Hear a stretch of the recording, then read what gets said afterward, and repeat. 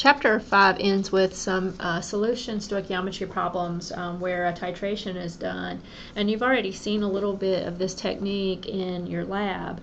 So for part A of this problem, we're looking at a reaction between a base and an acid. So this is an acid-base reaction, and normally all titrations are done where you know the concentration of one of your solutions and you slowly drip it into another solution, and the goal is of course to figure out how concentrated is the other solution.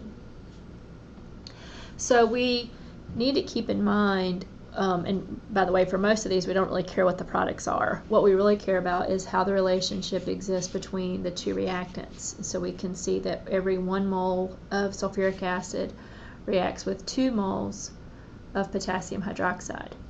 We also need to keep in mind our definition of molarity. The concentration is equal to moles over liter.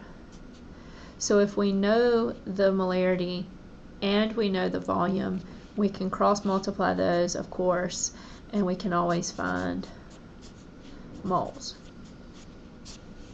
So for each of these type problems, just take the information that you have for the solution that you know everything about. We know that the sulfuric acid is 25 milliliters, so we're going to go ahead and convert that to liters and multiply times the molarity. That product gives us moles of sulfuric acid. So we'll always be able to do that with one of our solutions because we'll know both how much we have and how concentrated it is. Okay, so let's do that. 25.2 milliliters and multiply by 1.5. The problem that you're working is going to be very similar, but the number values will be slightly different, I'm sure. So we know that in this reaction 0.0378 moles of sulfuric acid are involved. We can take that piece of information, which is very easy to find, and quickly convert it to moles of KOH. That's what we're interested in learning more about, and the relationship comes from the balanced equation. It's 2 to 1. So what we know from this is that there will have been twice the amount of KOH present.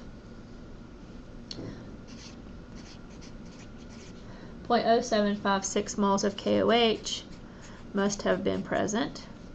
That piece of information will be used to figure out the molarity of KOH.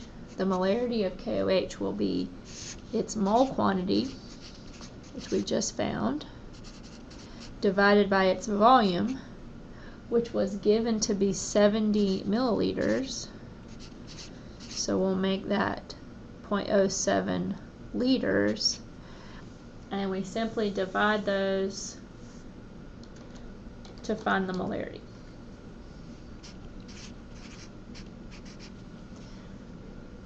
That's the solution stoichiometry for part A, where an acid and base are involved. Start with the one you have full information on. Determine how many moles of the compound there are. That's what we wanted to know. Once you know moles of it, you can find moles of the other substance, the one we're trying to find the concentration of. So we did that, and those 0.0756 moles were in 70 milliliters, and the concentration is 1.08 molar.